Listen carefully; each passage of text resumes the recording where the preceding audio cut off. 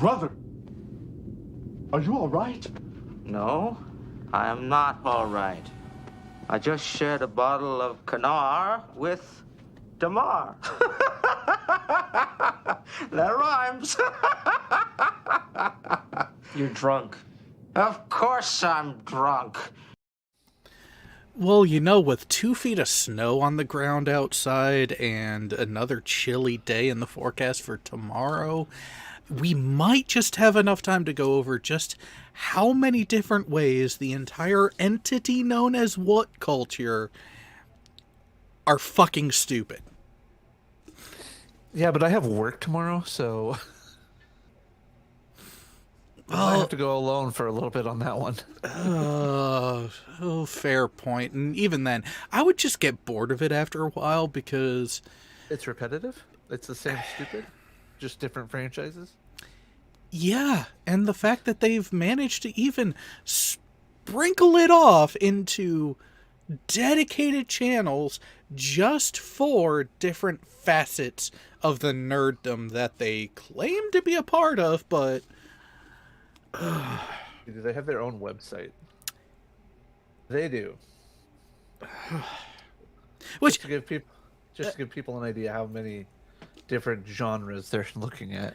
yeah, which hello everyone, thank you for showing up. Yeah, we are talking about the wonderful clickbait entity that is known as what culture as a whole, but it's not just the YouTube channel and website of what culture.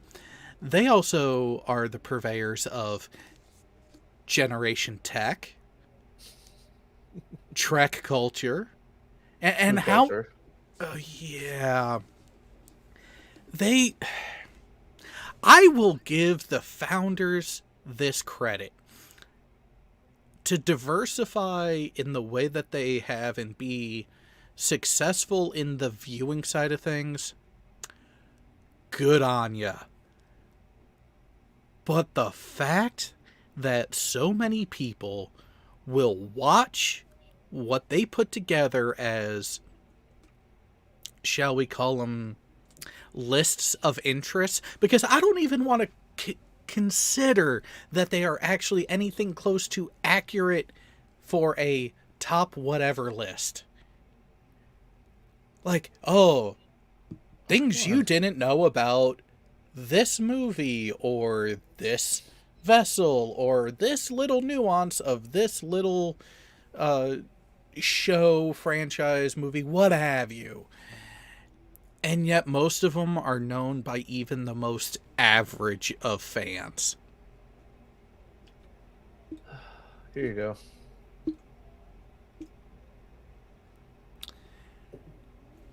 This is the best part of the whole video.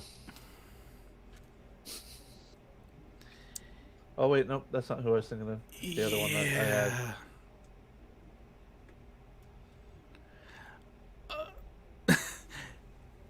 That no one cared about. Is it really that no one cared about it, or it wasn't a big plot point and was more just a tool? Alright, so the first one, multiple methods of immortality. That they only did like one-offs on. Okay. Whales beat humanity to first contact. Because Homo sapiens centric boys only club. Maybe the Klingons were right in Star Trek 6. Aliens manipulate Earth history, such as Q and Q. Some dinosaurs escaped extinction, and yeah. Warp travel damages space, specifically subspace, but you know. Nanoprobes.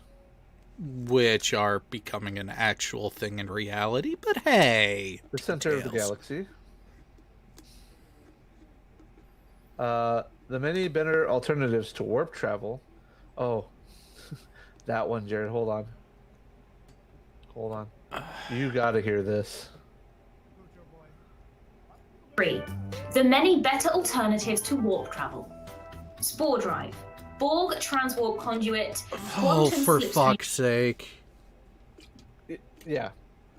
I'll just leave it there. Really, he thinks the spore drive is better. Something that was quite that requires the essential imprisonment of a sentient being for navigation, and also requires the harvesting and devastation of the mycelial spores just to even work. Did we forget to mention about the whole fact that they had to partially take the ship into the mycelial network and keep half of it out just to go hunt down what the fuck's his name? The engineer? Oh, Stamets. Stamets, yeah. And they're having to deal with the mycelial network. Basically telling you to fuck off and leave us alone. Yeah. It's almost like it was a garbage attempt at a different transportation method, similar to what the fucking Equinox did in Voyager. Or maybe, how about real life terms? Let's just strap a hydrogen bomb to your car and let you run off of that. Never mind, the potential that it could explode and destroy everything. Well, what about the proposed propulsion system? Yes, this was actually proposed from NASA, where they would use actual hydrogen bombs as a form of propulsion detonated a specific distance behind the craft, and then literally ride the wave of the explosions. Well, I mean, it's just like you using ion engines in the sense that, you start out slow. So about an hour, you might move an inch, Yeah, the very progressive acceleration factor there, yeah. Which actually, funny thing about that EM drive, it has now been analyzed that the results from it that purported to measure as a potential and probable thrust from it was instrument error. Even better. That's hilarious. Yes, it was the Orion project. I couldn't remember the name of the project, but I remember the fundamentals of the type of drive that was. Yeah, just ride a bunch of nuclear explosions because, well, we got enough of them on the planet to got to use them for something. Oh yeah, no, Where was it they wanted to use natural liquid propellants that we use now to get out of the atmosphere and get significantly far enough away from the Earth to start using the bombs. Which, if I remember right, was a little bit past the orbit of the moon. Yeah. Yes. Hey, why not? I mean, there's already radiation out there. What's adding a little bit more to it? Yeah. Other than the potential disruption to communications along the way, so once the ship activates that method of propulsion, yeah, good luck getting status reports from them. Oh, and her name is L. Littlechild, by the way. Yeah, I kind of have to agree with something from last night on Claire's channel during Mayhem and Madness. It doesn't matter how physically attractive someone is, if they come off as stupid, it's an immediate boner killer. Yeah, I would agree with that.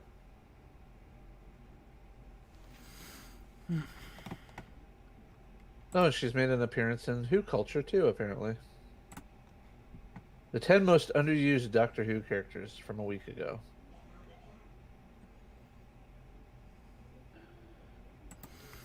Yeah, which I'll admit I haven't watched much of their Doctor Who content, mainly because they've mainly been focusing on the last few seasons.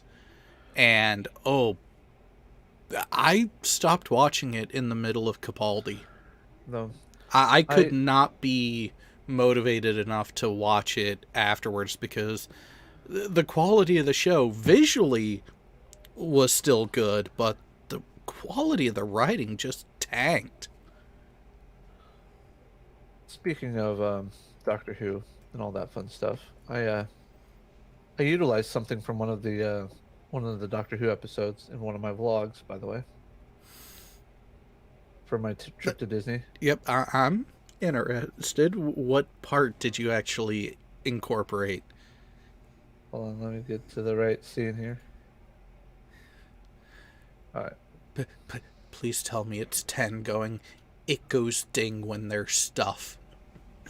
No. Damn! Go full screen here. And share. So we decided to go to our first night. We decided to go watch the fireworks. Okay. I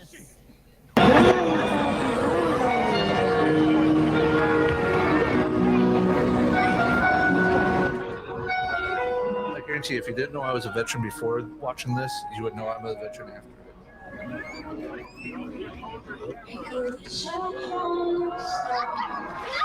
Spoilers. Okay. How was that? That fit in nicely. I mean, how could I not? I mean, that's probably the best well-played Doctor Who splice ever. That and the way that spoilers from River Song, Alex Kingston's portrayal of that character was spot on. Mm-hmm.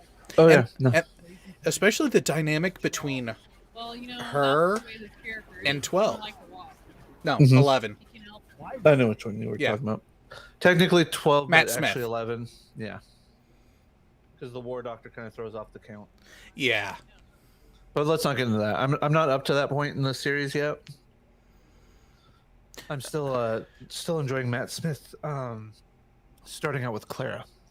Mm. It was, Here, give me a moment. That seems to be where I lose my attention on watching it and moving on to other things. I'm hearing something else, and I can't figure out from where. Oh, yeah, it's from me. It's another stream I had up, and it's a Twitch stream. I forgot I had it up. Wait, you forgot you got it up? No, not that one. I mean, that'd probably be a good problem to have sometimes. Sometimes not.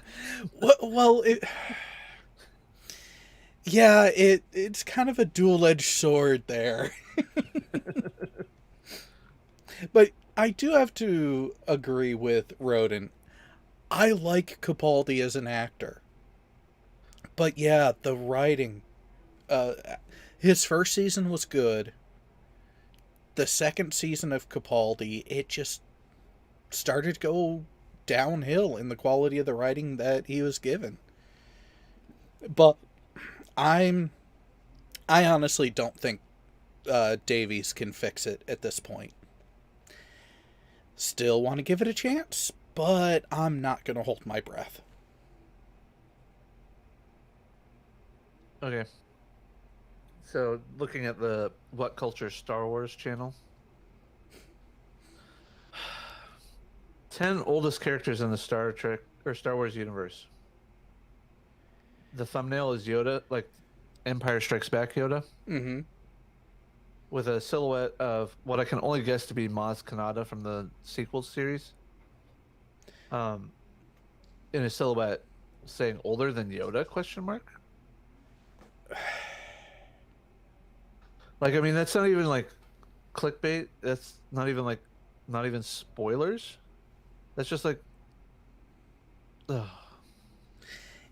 Well, and that's the thing that has really gotten me with the YouTube offerings from that entity and everything associated in that similar vein. I would like to know what their purpose is. Who, or better yet, who is your actual targeted demographic? Are you actually trying to engage the fans of the franchises you're talking about, or are you trying to bring awareness to the common folk, for lack of a better term? Because if it's the latter, then okay, I can kind of see why the majority of what they put out there are really freaking softball topics and lists and however you want to actually deem it. Yeah. Moffat as a writer, great. Moffat as a showrunner, not so much. Yes, no, I mean, every long-term show has its moments where there's great and then horrible and then great. I would actually love to see that. Picardo cast as the Doctor again? That would be hilarious. That would be... it would be phenomenal. That would actually lead to a rather interesting trivia of how many actors have been cast by to play multiple characters that don't have a name.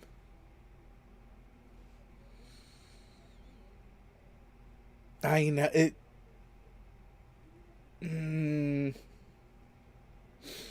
I don't know if Ferguson could pull off being the Doctor, though. I'd like Craig Ferguson to be able to have his own late night TV show again in the vein of what it was before. But that ain't gonna fly in today's culture. Oh, no, Burns. I'm not talking side characters. I'm not talking supporting cast. I'm talking part of the major grouping of it.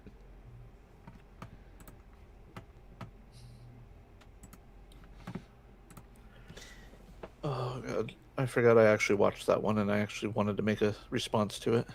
Which one would that be? All right, sticking with their Star Wars culture.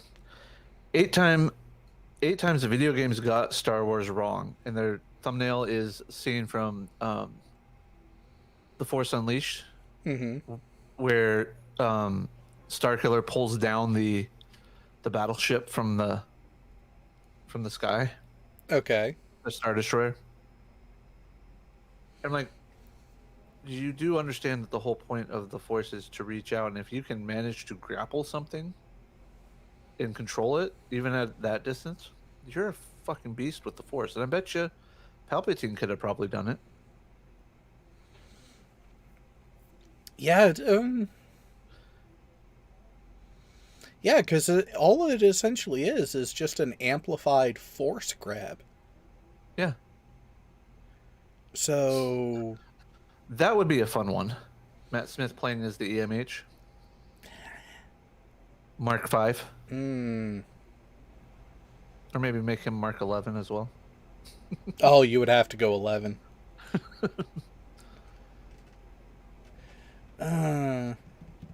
Well,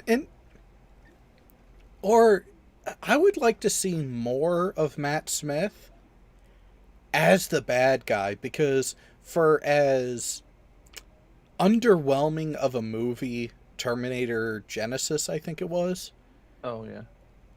For as bad as a movie that one was, the play of him being a physical version of Skynet, that was a cool play.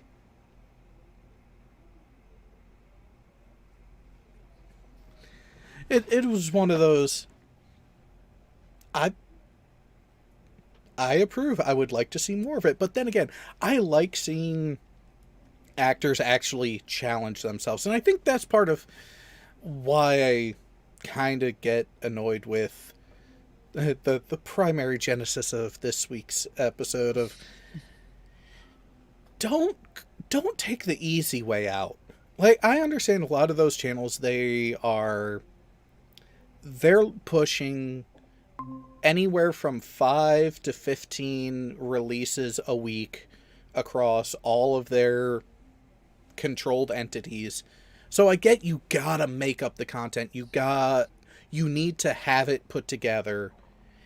And the channels have been around for how many years now? okay. But what about challenging yourself and actually putting together a list of things that were legitimately unknown? Like one of the things that you had brought up before we went on air, the whole the surprises that people, that even the cast didn't know until it happened. Yeah. And one of the things that I would expect to be on that list, because it's actually one of those that's well known and should be reminded of people. Alan Rickman was not told that when he was doing his stunts for Die Hard that he would be dropped from a facsimile of the Nakatomi Tower. He was not told that was the plan, but that's what they did. So that look on his face of shock and borderline terror when he starts to drop in the movie, that was a genuine reaction because he didn't know it was going to happen. All right. So this is the What Culture Gaming. Okay. Oh yes, because gaming media lately has been so reliable. Okay. So this is their gaming channel. I have yet to watch a single episode of this, but I can already look at like titles and thumbnails and stuff that this is going to be all crap you didn't really like. This one right here, 3 weeks ago. This channel probably covered that, oh, I don't know, 2 years ago, maybe. Mm-hmm. And he does sometimes come back in with repeat stuff or different things. But Larry Bundy at least tries to go out and look for things that aren't, like, super well known. Oh, so actually putting in the effort. You can see that, he goes like maybe he makes 1 or 2 videos a month. Because he spends most of his time actually writing a script, writing the script, getting the screenshots he needs. You know, this was a good one, actually. 5 utterly bizarre uses for the Konami code.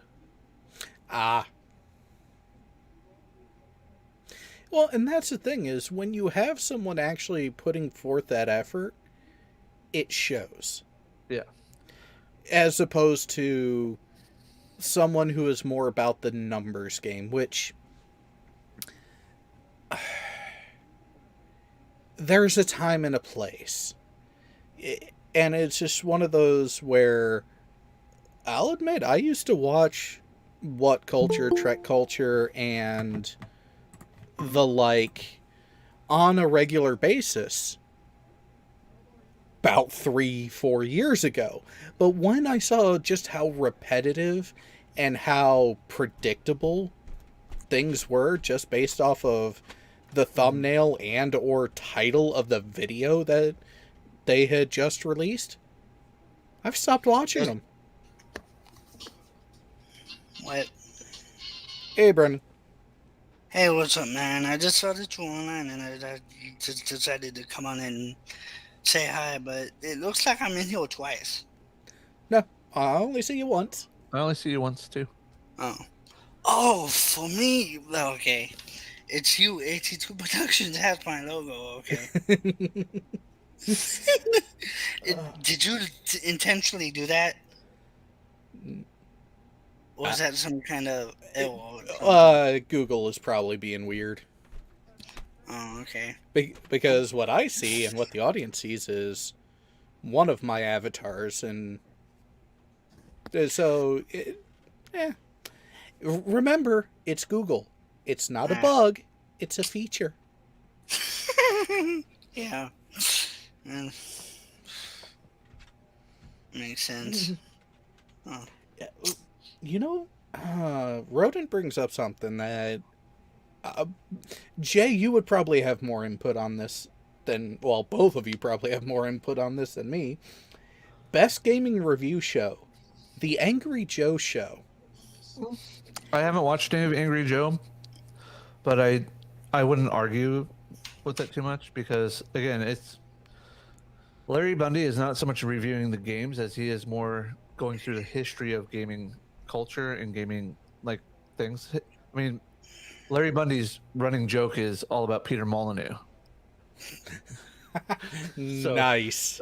I mean, it's like if you know about Peter Molyneux, you kind of get the running joke. But if not, it's like okay, you kind of let it slide because he's bringing information about history of gaming, and he goes all the way back to like computer games specifically in the UK, like with the ZX Spectra and stuff like that. So, Well, and I guess for the wider global audience, that actually is a good wealth to base a channel off of, because how many people outside of the UK would know about that stuff? I didn't know about it, and then I saw this channel, and I'm like, "What the frick console or computer is he talking about?" And then I started researching it, and it was like, "Where can I get one of these?" Yeah, that. Because I would love to just grab one, find some old games that cartridges at like a good reputable pawn shop or antique store or whatever. That sounds like and load 'em on. That really does sound like an oxymoron. Reputable pawn shop. Yeah, no, yeah. I mean, it's like putting a couple of people on YouTube and Twitter and putting journalists after them. Oh, fair point. That is a very fair point. And actually, how much have you guys been following the whole thing with frog skin? Oh, sorry, Frosk. Oh no, I have not followed anything about that. What am I missing? Oh, the G4 relaunch that has gone spectacularly bad. Yes. This is why I will give pot shots to the gaming media, mainly because not because your average individual who has an actual passion for gaming and wants to talk about it, but because of entities like that. Oh yeah, no, I haven't been following, but I do know enough about what's going on that I'm just like, Yeah, I think the most interesting thing that I've been finding is the fact that people haven't found these supposed sexist comments that her rant was supposedly targeting. Well, I mean, if they were during a live show and they were deleted and or banned by the moderating team, they're not showing up. Unless they had their chat scrolling at the time that it happened. So. Angry Joe Gizno and yeah. So that is the mentality I love to see in reviews. Don't worry about the potential positive or negative backlash from the company. Actually evaluate the product for what it is and just go from there. Oh, what is that term that a lot of people have seemed to have forgotten about? Oh yeah, journalistic integrity. Oh, of course. I don't think it's up here anymore because it's been moved off to the side. But I should reorganize my tabs here, my links here. Yeah, there it is. Going high IQ again, are we? Sorta. We'll put you right next to the AP citation generator. But I have saved the Society of Professional Journalists Code of Ethics. I have their page saved there. Okay, what prompted that is my question. Well, the thing is one of my classes when I was doing my bachelor's degree was about the Code of Ethics of journalism. So, and this is literally something that every once in a while when I see KJ or Unique Cuck and the like, someone of that ilk. Yep, and then not just them, but anybody. I'll just quietly link this in there, the feed, and be like, "Here, please read this." To which I either get blocked or completely ignored. So It seems to be a standard modus operandi of theirs is to, instead of acknowledging their own mistaken faux pas, to actually try to silence the criticism. Which you can't criticize me. I am this fragile individual that can't do any wrong because I've been suffering my whole life. And yet, how many people who claim said suffering have actually had a lot more advantage and privilege given to them because of perception over reality? Well, what's that saying about perception? Oh god, Your perception does not reality make. No, that's the one that I try to tell everybody. But no, there's one that's similar to like possession's 9/10 of the law. My perception is my reality. Yeah, something like that. How dare you challenge it? Yeah. Yeah, those kind of people can go eat a dick.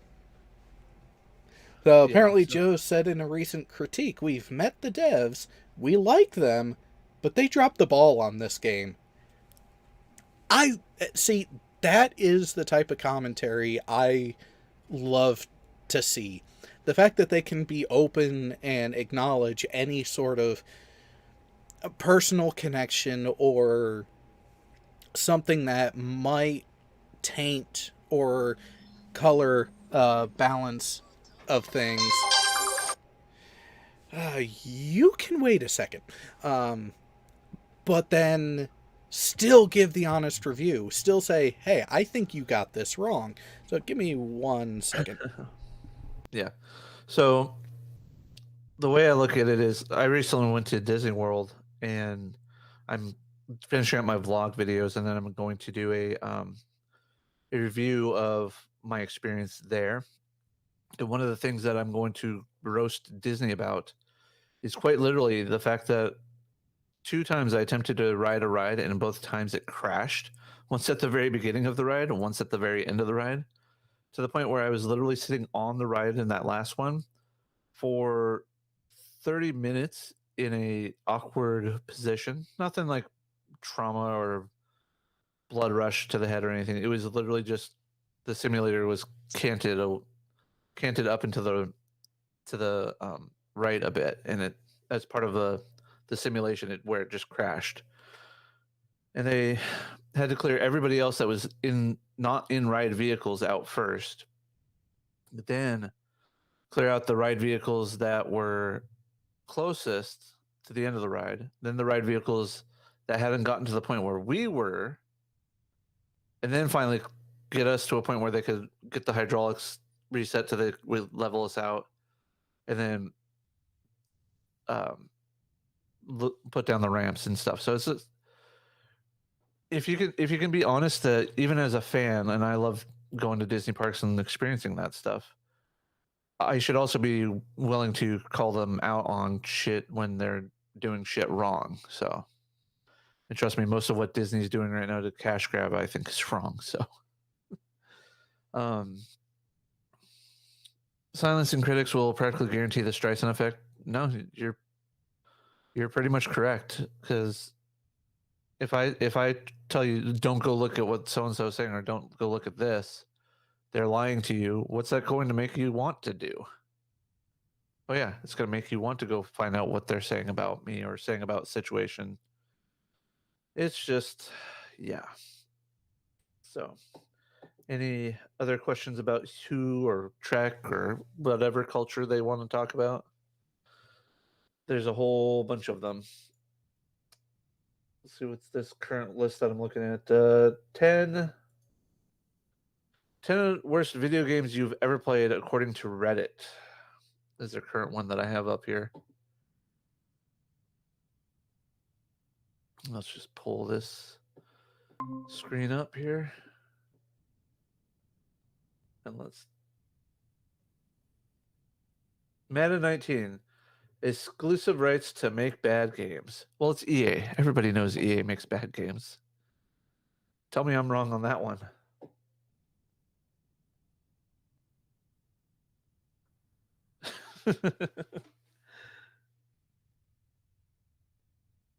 I can think of a lot of companies that do not.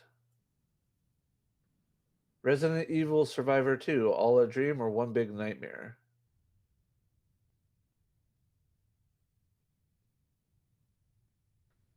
Nether, bug infested. Not just with the people that you're dealing with. Overwatch. Oh, of course, I get an ad in the middle of hopping through here.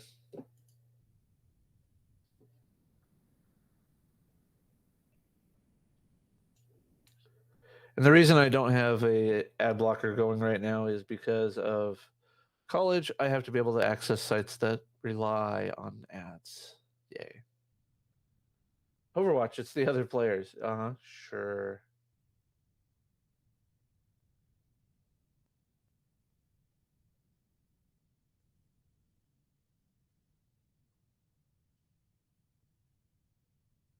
Hello, neighbor. It's silly garbage. Yeah. Okay. They actually got one right here, even though it's from Reddit. So I'll give credit to Reddit. It is probably one of the stupidest games I've ever seen.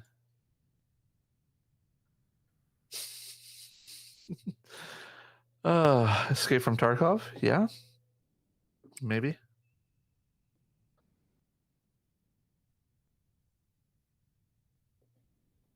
No Fun for All. Yeah, that one I can understand. I had Brainy Beaver trying to get me into it. I'm just like, I can't get into this game. It's stupid.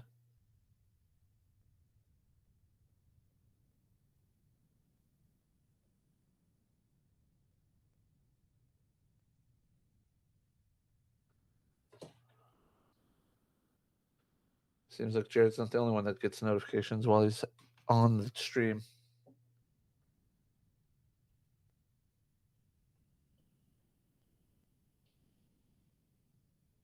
Uh, 4.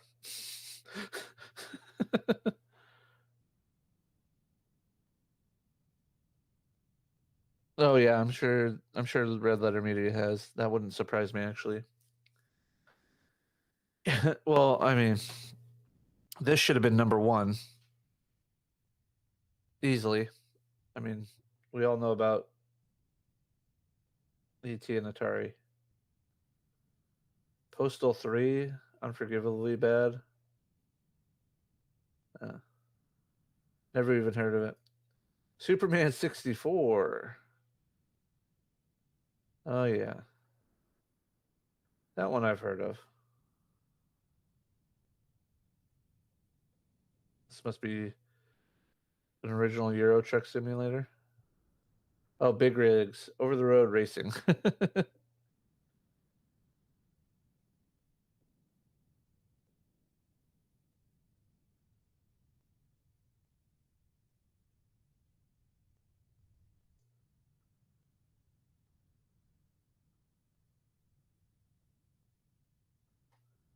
I see that one before. Yeah.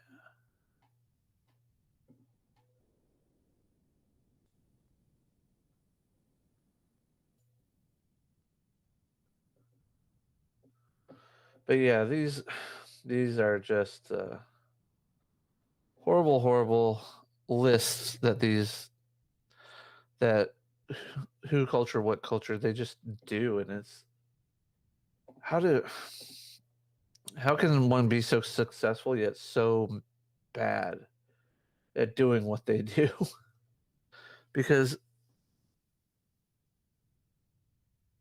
I mean, I don't know that much about who compared to like Furball or Jared, but at the same time, I'm sitting here watching their who culture. Oh, this makes sense. Wait, that makes no sense. Like there's little bits of good stuff mixed in with the bad.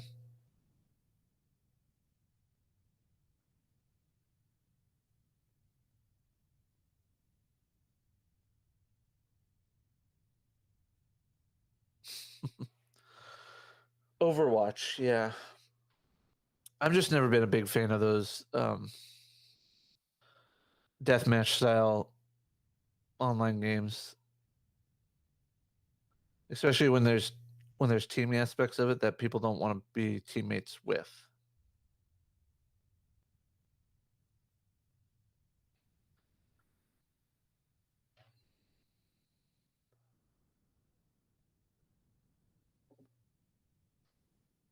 All right. Let's move stuff around here.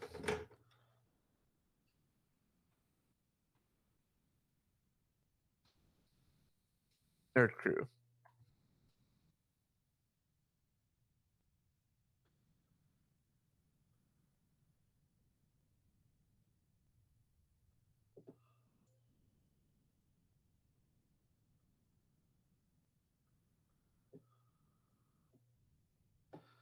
We're talking about the whole playlist here, huh?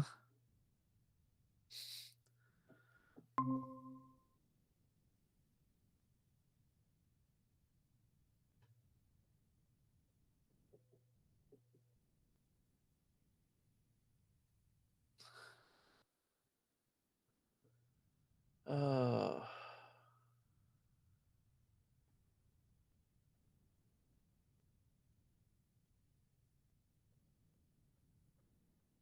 when was this last one done?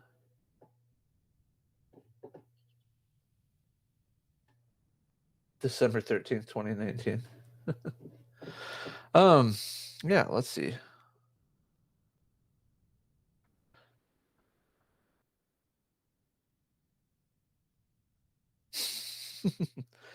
Yeah, no, that's true, Sean. Any type of well, I mean, I don't even play like when I play SWOTOR online, I don't play with people. I play this I stick exclusively to the story mode just because when you're in groups, people don't want to play together. Like I'll have, you know, 4 Jedi, but nobody's willing to help heal the others. Or you'll have everybody healing everybody, but nobody can tank, and it's just PvP. I haven't played any of the PvP matches. I've only played in groups in the story mode, but watching some of these people play this, like Suatarista or the Chimeri, Sith Lord Brit, when they play their PvP matches online, I just like you guys have fun with that.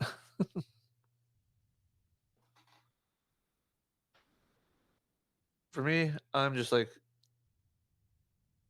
I can't do the I can't do that. If that makes sense.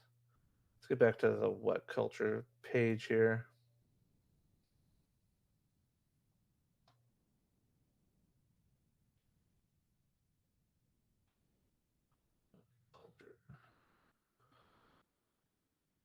We were look just to show you what Jared and I were talking about and looking at earlier.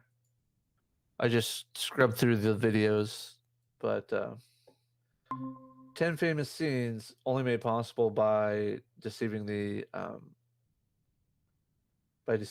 actors. 9 special movie special effects that nobody believed.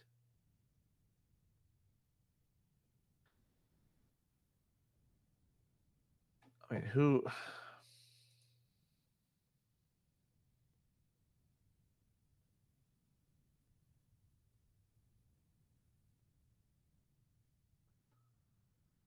Half of the opinions on all these are just that they're opinions. Uh,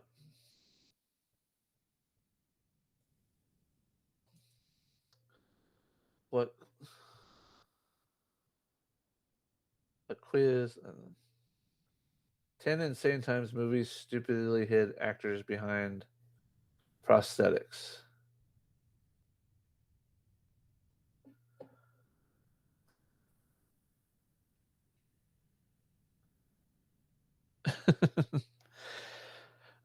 Yeah, I can't get into Minecraft, but I haven't tried TerraTech or From the Depths. I just don't have fun with a lot of those creative style games, but I do enjoy. I do enjoy some of like the. I'm starting to get into more of the survival and zombie apocalypse style games. Like I can have fun playing with my friends, playing 7 Days to Die because we do horde nights and stuff together in these unbelievably souped out buildings. But then we also do some really, even some of those really big buildings are horribly designed because they're meant for one person to be able to run around and do everything. I haven't played much on the way of the story mode myself on, or the single player version of 7 Days, but it's pretty fun. It's another one that I've been playing a lot of on my PC. Well,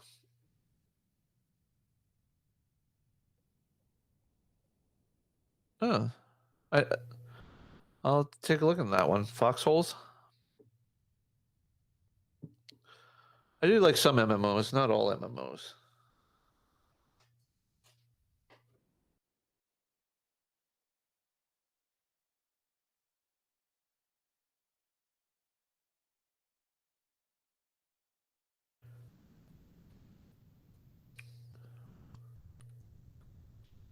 RTS, okay.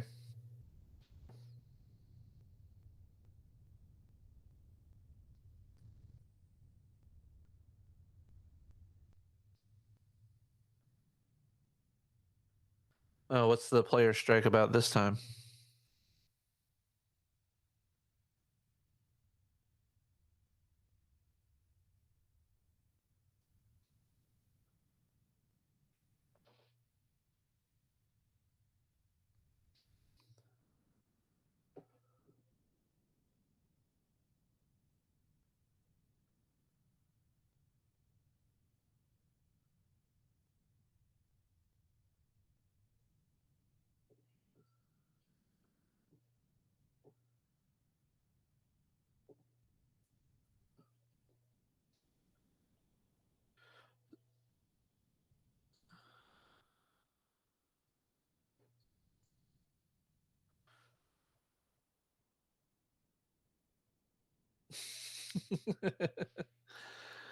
Oh, I can make my own SSBN, huh?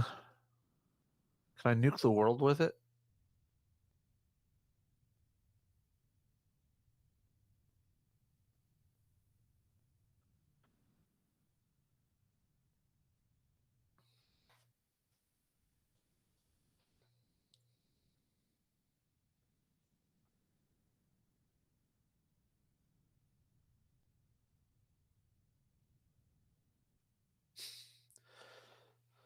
So it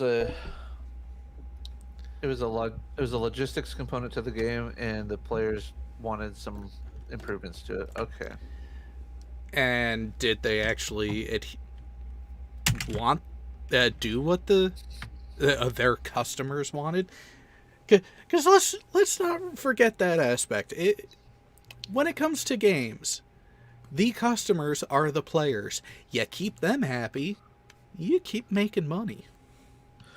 Yeah, but the problem is every time a new game comes out, this is what I hear. This is what I see when I'm looking at it and debating whether or not I'm going to buy it. Because then I hear about the DLC, and this is what I hear. Doesn't arrive till Tuesday. Yeah, that's the other problem, is releasing a game before it's actually ready. But the thing, there are some games that had the hype, and they had pushed the release back a few times, so they were starting to lose that momentum. So they released what they had, and unfortunately, it bit them in the ass. Yeah, I'm afraid that's going to happen with the new Knights of the Old Republic remake. Mm. They're going to try and rush something out because they've got the hype now since they've announced it. Yeah, it's like putting the cart before the horse, as the old saying goes. Yeah, And I do apologize for that step and wait. That was a phone call I had to take. And let's just say, there are some people that it would behoove them to know that if you make an appropriate apology, you might just be surprised at what you get as a result. I apologize for nothing, especially about this episode of Kanar with Damar. Yeah. Since this was kind of my suggestion. Yeah, kind of was when I just keep feeding them the what culture shows about sci-fi, and they just I can imagine the groans that you guys go as soon as you see the thumbnails. Oh, there are times it'll come across my own feed and I'll look at just the thumbnail and title and be like, I wonder how predictable this one's gonna be. But Well, I can actually use this moment to make a little bit of an announcement. sure, I'm gonna look something up anyways. Midway-ish of the show as well. For those not on the Discord server, what's wrong with you?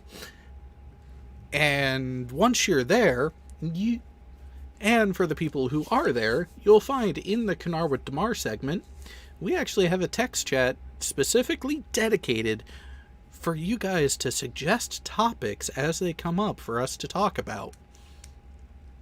So, nice, easy spot for everyone to give their feedback and ideas for any subject matter that you want us to commiserate over. Or, who knows, you might actually mention something that we decide to rave over because it's actually a good thing going on. I know, it's rare, but it does happen from time to time. Yeah, so going back to the groan feature of this, I went back I only had to go back 5 days to when I posted the Trek Culture's 10 huge discoveries nobody cared about that we kind of briefly went over. And I said that I made it to number 3 before turning it off. Leon's response to that is the video as shitty as the spelling in the thumbnail, referring to the spelling in the thumbnail. Because if you look at the thumbnail, it's not exactly a well, let's put it this way. They forgot how to English. Yeah, they're...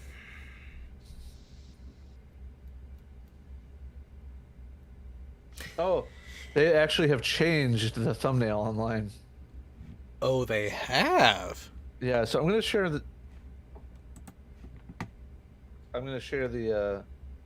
share my Discord really quick.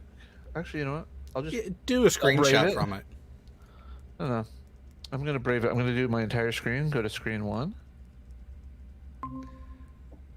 Damn So it, this forgot is to it? close the... Never mind. Oh, I'm gonna share that and get you demonetized. All right, Oh. so here's the thumbnail that's there now. 10 huge discoveries that no one cares about. Okay. That actually looks like the one that I see currently in there. Oh, that was the original. That was the original. And notice what's misspelled. Fucking hell. Yeah.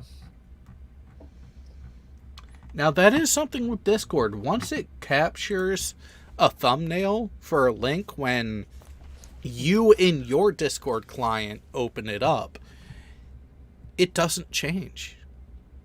So, Jay being the one who posted it, the thumbnail at the time he posted the link is what's captured on his view. But me, I saw what is the current thumbnail when I just scrolled up to take a look. So, ugh.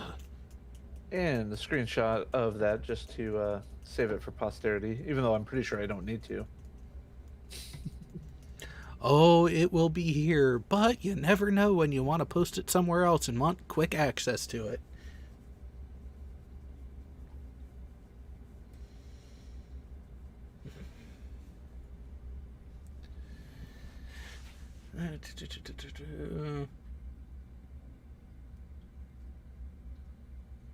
Builder style. Okay. So, Sean Carroll, if you're looking for builder style games, I have to concur with Rodin's recommendation of Space Engineers. We know a little doggo who actually in the game, one of the first constructs that he showed me that he made on his own was a rather sizable battle barge a la Warhammer 40k.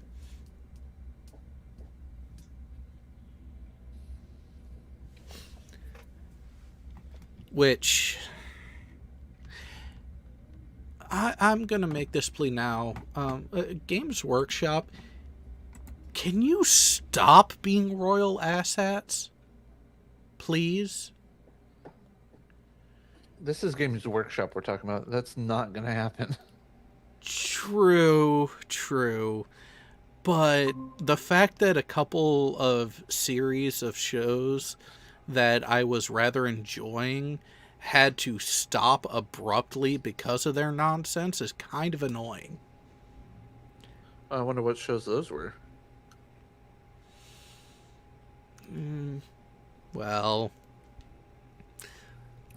let's just say, if you give a certain character a text-to-speech device, you could have a lot of fun with it. That's no way to talk about Karis. Oh no, you give her something else in there. Different subject for different time. That's for the next show, not this one. Anyways. Ring my bell to be a special subscriber.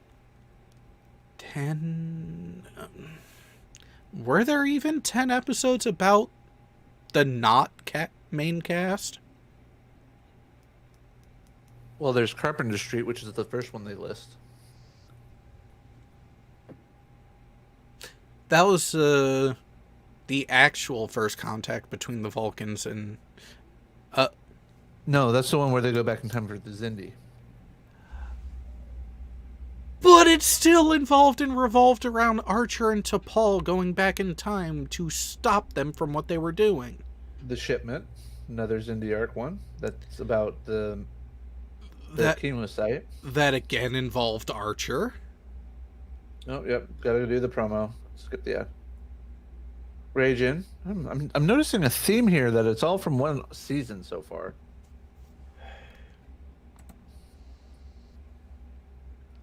Ceasefire, which is about the Andorian Vulcan War, where Saval gets kidnapped. Still involves the main cast rather heavily.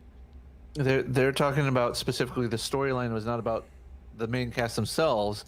It's about something else, even though the main cast is involved. That's their logic here, Jared. Acquisition. Now, this is a fun one. That one I can agree with. Because you get Neelix and Jeffrey Combs characters, all of them rolled into Neelix, Brunt, and then you have a return, which actually in the middle of that segment they even pointed it out, that the third Ferengi, that wasn't his first appearance on Star Trek. Yeah. The Andorian Incident, which is about Pajem, which again is still about Chip, T'Pol, and Archer. Yeah, uncovering the bullshit, but okay. Fallen Heroes, about T'Pol's mentor being either falsely accused or actually committing a crime. I don't remember. Accused of a crime and accepting it for the betterment of Vulcan society. So that kind of made sense. Stratagem, yeah. Which is I can't really agree with that one. Carbon Creek. Now this is probably the best one. Yes, that First Contact. That one actually makes sense for it to be considered not about the main cast because it's literally a story being told by T'Pol. A story being told by a story. Yeah. Now, Borderland, Cold Station 12, and the Augments, the whole...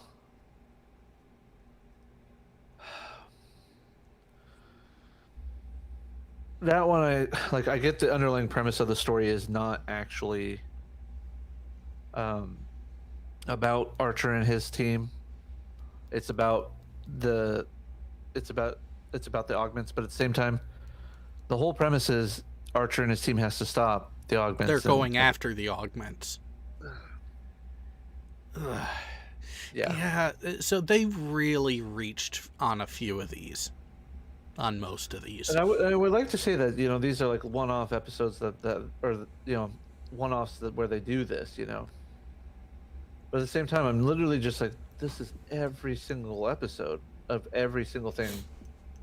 Yeah, most of their stuff, like I said, I stopped watching because of how predictable they were. It was either predictable that they were going to be off base and not actually going with the premise that they were stating and being as loose as they possibly could with it, or they're just flat out wrong.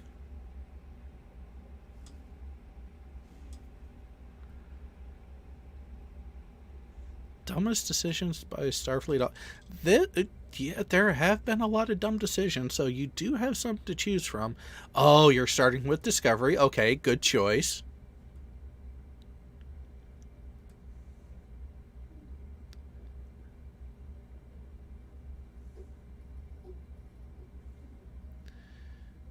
And what was this one? Holding a some...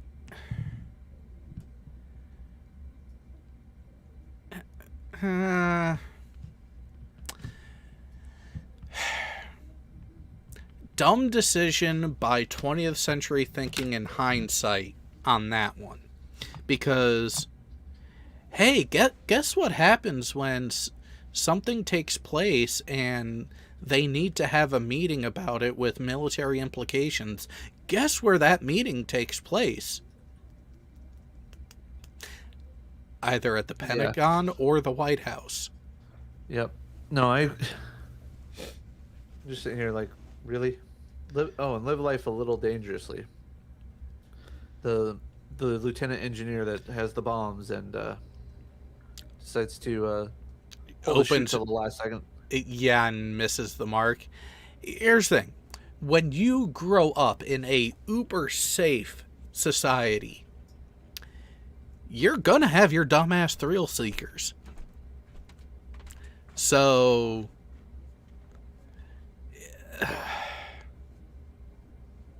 Olsen doing that is not a surprise to me. Yes, it's a dumb decision, but it was part of human nature too. Now, which one was the one that you stopped at this time? Violating the neutral zone.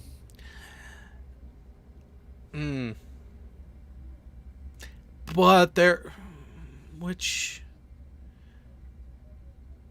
trying to remember which episode of TOS they're directly referring to. Deadly years of the original that one. series. Kirk, Spock, and much of the rest of the crew begin to be affected by... That one does kind of make sense, though, because they're pretty much suffering senility at that point.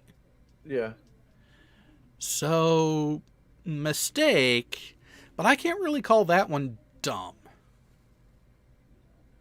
All right, ignoring the Kratoan guard warning. Okay, I will agree with that one, because you were warned of that there would be consequences if they kept doing that, and the Equinox kept doing it, and there were freaking consequences. Oh, and then there's the what is it, the M5 computer episode of the original series? I don't Not think running a diagnostic on the Enterprise computer, Commodore Stone, and Starfleet.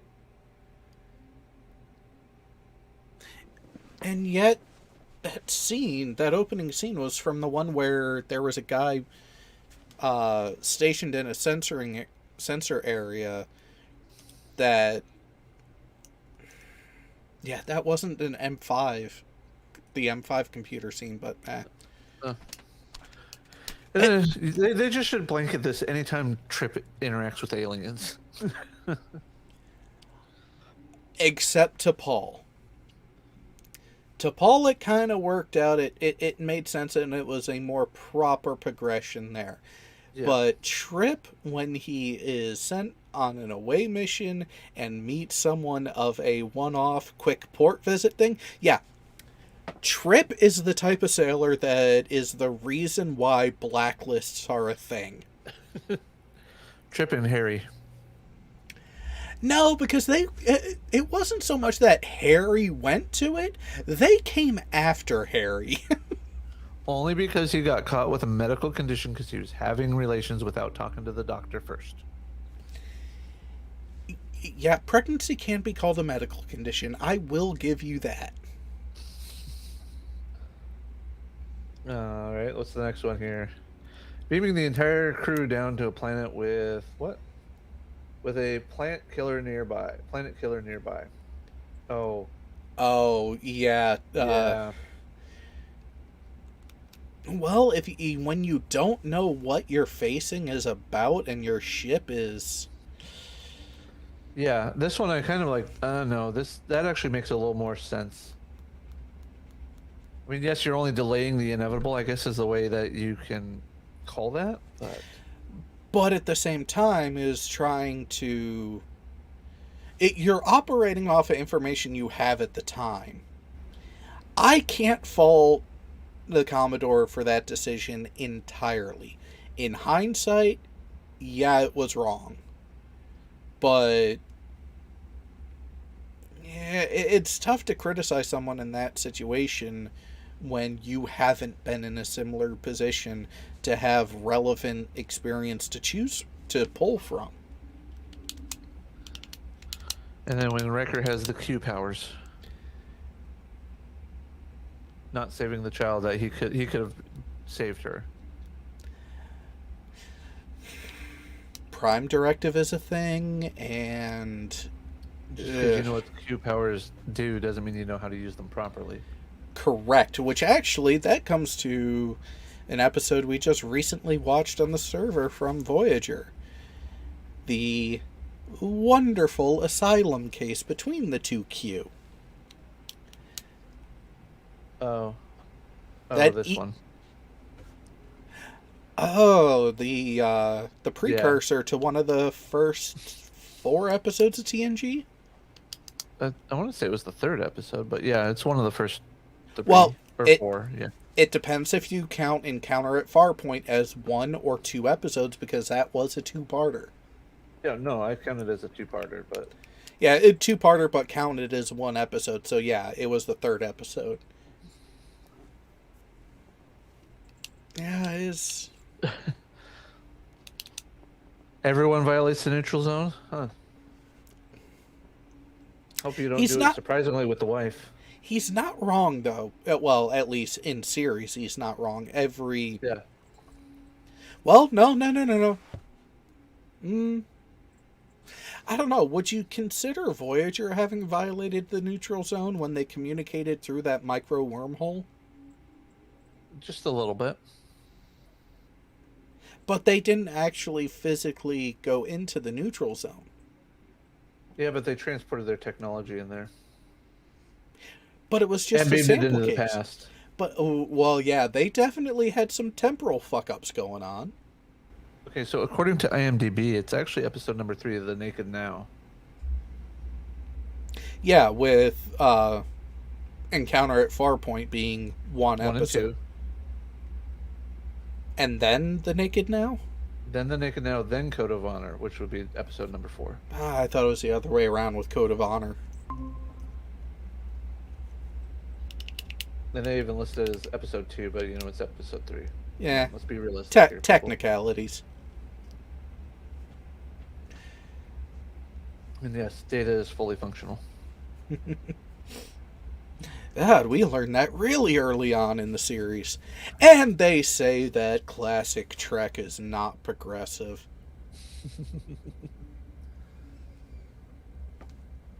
I mean, can we really say that they get the history wrong intentionally when they have apparently no clue of it?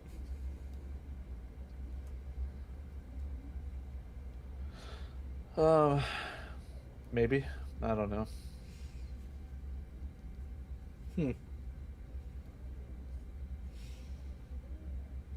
Oh god, did I really watch that and not notice I watched it? It was just that good of a video. There must not have been anything glaringly bad about it that I'm like, I don't remember being pissed off at it. It's the Star Trek episodes that pissed off other franchises. You can clearly see I have watched it, but I don't recall ever watching it.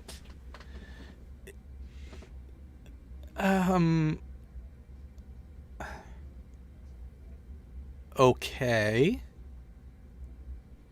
Are you interested now? I'm kind of wondering how they could have. How would they make this illogical leap? Well, all right. With the thumbnail, you have to go with the fact that, you know, Voyager encounters a ancient species that is from Earth's prehistoric. Yeah. So it looks like they start off with number 8. Or the 8 Star Trek episodes that pissed off other franchises. Let's see what the first one is. Our Man Bashir versus MGM. Okay. Because he wanted to play as a spy? And Bashir versus MGM. Yeah. Jumping in with one of the most famous ones, Our Man Bashir was the 4th season episode of Star Trek Deep Space Nine that pays a loving tribute to the spy genre, though of course it most closely resembles the work of Ian Fleming. Alexander Siddig described the episode as The Spy Who Loved Me, From Russia With Love, Octopussy, and DS9 all rolled into one. Yeah, and? The episode aired 1 week after the release of GoldenEye, Pierce Brosnan's first movie as the famous spy. This was an attempt to capitalize on the resurgence of Bond. Thankfully for Star Trek, GoldenEye revived the franchise and was extremely well received. Unfortunately for Star Trek, how would that matter? He's going to get there, I think. MGM got wind of what had happened, and a very angry letter was sent to the producers. While the DS9 companion doesn't disclose what was actually in the letter, Ronald D. Moore simply said that MGM did not find imitation that flattering. This left the writers a little gun-shy about using overt Bond references in the future, so when the program next appeared in Season 5's A Simple Investigation, the references were toned down significantly, avoiding another run-in with the rival studio. Number 7. Oh wow, that was quite the leap. But even then, most of that stuff were common spy movie tropes that. Oh yeah. Holy hell. Okay, let's see if I can find the next one after this one, because you know Lost in Space is a big thing, and the animated series parodying it, I guess, wasn't a great thing. Some people get angry at imitation. And some people don't understand fair use either. That too.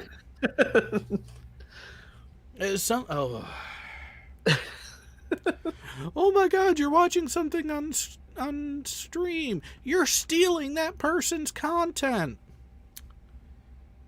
No, you're fucking not. All right. No. So, if you want to see a prime example of stealing someone else's content, take a look at Pokemon.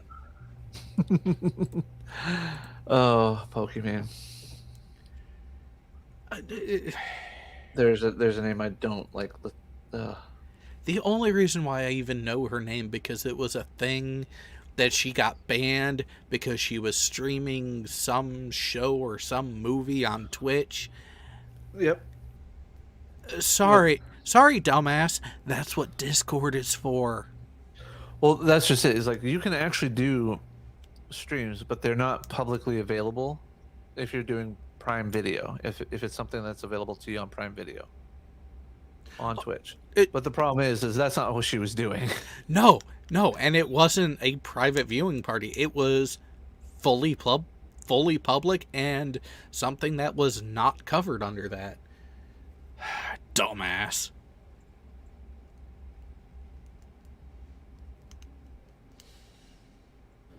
Sorry, I stepped away for a second. No, that's fine. And it's like some people might try to come at me and say, "Oh, well, you watch stuff in your Discord server all the time." Yes, but it is not monetized or shared out publicly on YouTube. If you want to be a part of that experience, you have to join us on the Discord server. Mondays through Thursdays at about 6:30, 6:45 Eastern PM, Eastern US. So, yeah, not the same. The only No, what you need to do is ask them, is what dirt have you found on me? And this should be their answer. We ain't found shit. Oh, every time someone says that they have something on me, my response is, okay, show it. Do it. You Doesn't say, arrive till Tuesday. yeah, I was supposed to get something delivered on a Tuesday 3 years ago now? Yeah. It's next to Red's NASA money on the conveyor belt, man. What can I tell you? That someone really needs to go fix that. But we're not going to, because we enjoy the view on the camera way too much. Oh, you remember how I was talking about making that mobile podcast stuff? I realized I made a mistake on it. I knew it was too cheap and too good to be true. What'd you forget? I forgot that my wish list only puts in 1, so of everything. So anything that I needed 4 of, I have to multiply by 4. So yeah. Oh no, I didn't mean to do that. So how much closer did it get to the package cost? It was just under. It was just under $1,600 after shipping and everything. But I don't know why I unhid that, but whatever. Timing. I'll fix it again. Anyways. Oh, Icarus, Chesh is not the only one waiting on the FBI. I've just got to stand in a phone line to them, just like, hey, something about me, just give me a call. I'll answer it for you. To which they're like, okay. But yeah, no, if I'm still close, but at the same time, I could always just do the microphone kit that I need and the cables and the stands, and I'll be good. So I can still take my kit with me. So. You have some equipment that's already portable enough that you wouldn't have to double up on. Yeah, I just want to double up because I don't want to break my stuff. That's why you get a good case. Exactly. All right, Dawn versus the enemy of mine, or enemy mine. Oh yeah. Which I one did was watch that? this now. Dawn is the one with Trip trapped on the planet with that lizard person. And as the sun starts rising, it gets too hot for both of them, to the point where the lizard guy can't do anything. So he keeps trying to give him water, and the guy's like, "Water? No, this is horrible." And then he gets the lizard guy's drink, and he's like, "Oh, this is horrible," and starts dumping it out or whatever. And at the end, when they get to when they get back on Voyager and the universal translator, the other guy's like, "You're an asshole for dumping that shit out," basically. It'll be a good one to watch when you're there. So. Yeah, there are each instance of Trek has its highs and its lows. Even if the high point is it ending. Well, just remember that episode also is very much an homage to Darmok. Yeah, I think that's part of why that episode in particular just kind of was meh to me, because I saw that right away. But no, I mean, like, we actually have an announcement that one of the newer series is going to be ending for good. Yeah, I saw that one. Granted, it's a season too late, or 2 seasons too late. But yes, for those who didn't see the announcement come across, Star Trek Picard is ending after season 3. And they haven't even released season 2 yet. Yep. Which means that season 2 is pretty much done. Just some tweaks in the editing of episodes, but yeah. But it is such a freaking cookie cutter story arc. What they released in trailer 2 lets you know that, oh, someone went back in time and messed with the timeline. We have to go back and fix it. Stop me if you've already heard this type of story before. Wait, let's see. We've had that done in the original series, an original series movie. Mm-hmm. TNG movie. Mm-hmm. Voyager 2-part episode at least once. No, twice. Because you have a pre-7, then you also have one post-7. Yep. Enterprise, not so much. I mean, there's the whole temporal Cold War, but... Oh, no. Yeah, because the Carpenter Street, that's that episode there. Yep. DS9, Trouble with Tribbles. Or Trials and Tribulations, I guess. Whichever one it is. You know which one I mean. Yeah, the direct tie-in. Yeah. And then...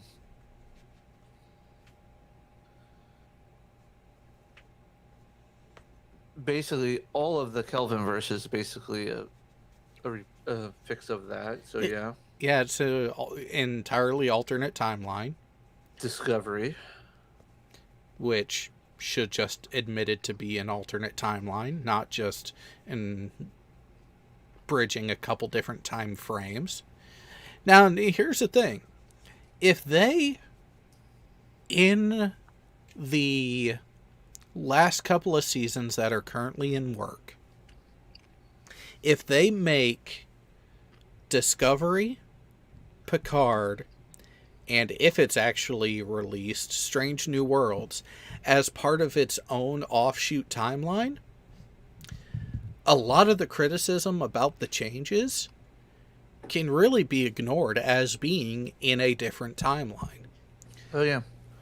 I think more people would actually start to enjoy it better. It's still shit writing, but at least the visual changes will be palatable. Yeah.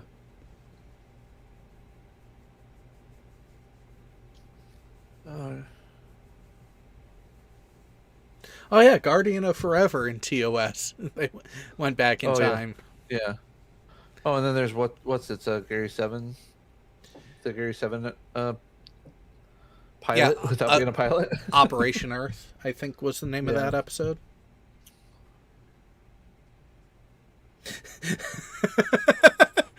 Oh, Icarus, you do have a point there. Hey, if the storyline works, do it again. A la Star Wars episodes 5 and 6, and then 7, 8, and 9. Come on, everything is a ripoff of the original trilogy, and just retold in a different way. Oftenly more detrimental than the last one that did it. Well, this is where I will give George a little bit of credit that he didn't follow the exact same formula for the prequels that he did with his original trilogy. So there is that. Well, the prequels are basically... It's basically the same overall story arc. He just tweaked the storyline to get it. You know what I mean? Like, Phantom Menace is the beginning of the hero's journey for Anakin and Obi-Wan. And they basically mirror each other throughout the whole prequel series. And I'm actually in the last season of Clone Wars. I'm up to the point where things are starting to merge with the movie timeline. Where they really mesh and feed into episode 3. Yeah.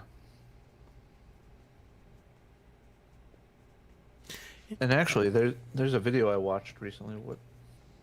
I forgot who did it. speaking to Sean Carroll's, how the Republic fell so bad. Oh, Teary. Awesome with that one. I thought I couldn't be a sci-fi writer, but then I remembered someone got paid to write Somehow Palpatine Returned. Well, you know what's funny about that, and we'll sidetrack on that for a bit. The expanded universe, what's now called Legends material, actually had a great way of coming back on that, which is exactly what they used to explain Snoke in the movies. He's a clone. They actually clone Palpatine because he's able to transfer his essence, a la Bane from the Bane trilogies, and then use that to take over the clone bodies. But the problem was he was burning through clone bodies because his knowledge and his force abilities were so much greater than any one body could hold.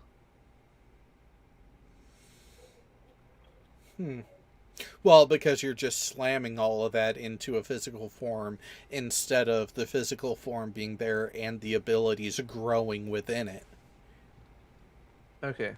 How Liberty Dies, The Politics of Star Wars. It's actually a really good video about how George Lucas was telling a political story in the prequel without being overly political about it. Yes, that's the reason for the Sith eyes, and the face that you see Palpatine at the end of the Revenge of the Sith isn't from his lightning directly. It's the fact that he's no longer using the Force abilities to cover his face the way that he used to. Yeah, it was a bit of both. The lightning did injure him, but it also gave him an excuse to stop with that visual masquerade. I have to admit, Tim Curry is the voice of the Chancellor in season 6 of Clone Wars. Was actually pretty good. It's not what's the Ian McDermott's voice or anything, but his voice just lends to being an evil baddie. Yeah, there are some people who just have that niche that they fall into where either they do great for narration or a particular type of character. Admit it. If you could have someone narrate your life, the top two choices are James Earl Jones and Morgan Freeman. Yes, but I would throw in a duet of James Earl Jones and Malcolm McDowell, all of the Sprint commercials. Or what about David Attenborough? Only for the really tense moments of my life, that because you gotta. And here we see, although, yes, when you hear the Attenborough voice, you just fucked up. although, not David Tennant, Richard Hammond would be a fun one to have do it too, because he took over some of Attenborough's work for a while. Yeah. Oh, Rodent does have a good one. The movie trailer voiceover guy. Hold on, I gotta find a clip of something here. Hold on. Little Tortilla Boy? The Schwarzenegger movie? No. Oh, such a classic. Nope. One of his last credited works, actually.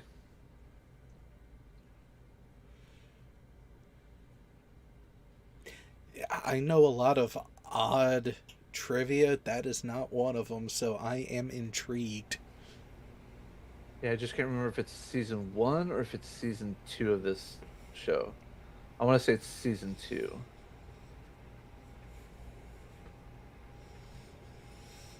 Which show? Phineas and Ferb. Ah, yes. I have to admit, of all the newer cartoons that I had to watch because of my kid, that was one of the ones that actually I enjoyed. Well, Dan Povenmire has a bunch of YouTube shorts that he does, and they're pretty funny actually. Because he did the voice for Doofenshmirtz, right? Yes, I've seen some of them. Well, I didn't know that in the episode where the boys do the circus, and Candace has their parsnip allergy, Mm-hmm. and she's that's him doing her parsnip allergy voice and singing that song for him. Oh. Yeah, that. I am. I want your hat on my desk. Maloney! Hold it. What? Jeremy's going to Wait be for there? it. The Chronicles of Meep, episode 40. Meep. Meepless in Seattle. Wait for it. In a world. There, I said it. Happy.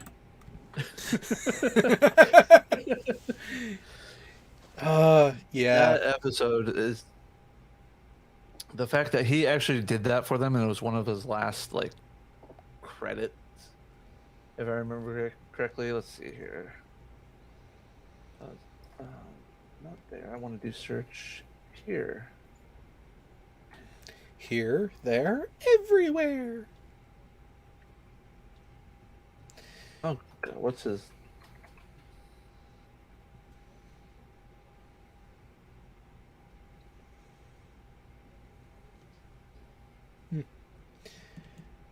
There it is, Don LaFontaine.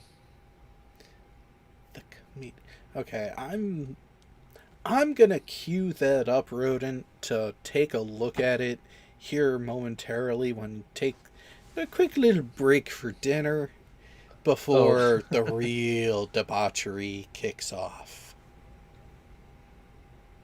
I mean, because what else am I gonna do with 2 fucking feet of snow outside?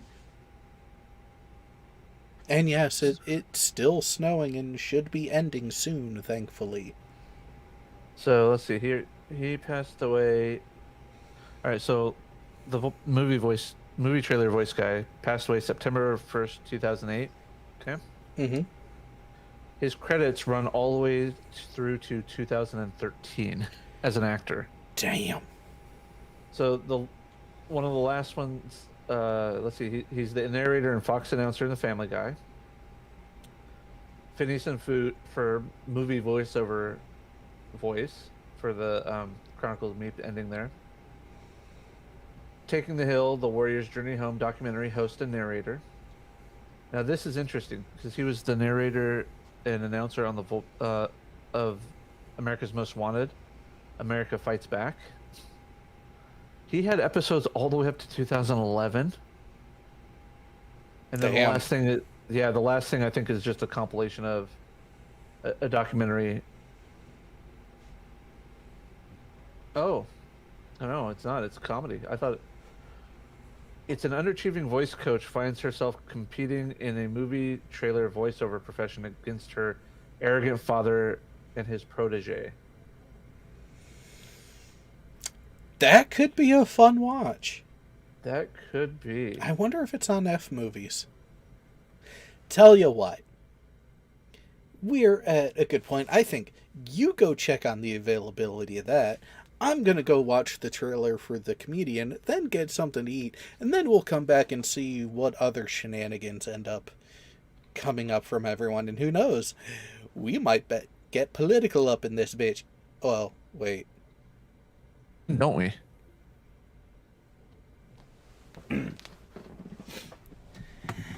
Bullshit. Yeah, I see a lot of that coming. Because, well, some people live off of it. And you know what? I'll sit back and let them and laugh as I go insane. Because that's what's going to happen. Soon, apparently. We'll see.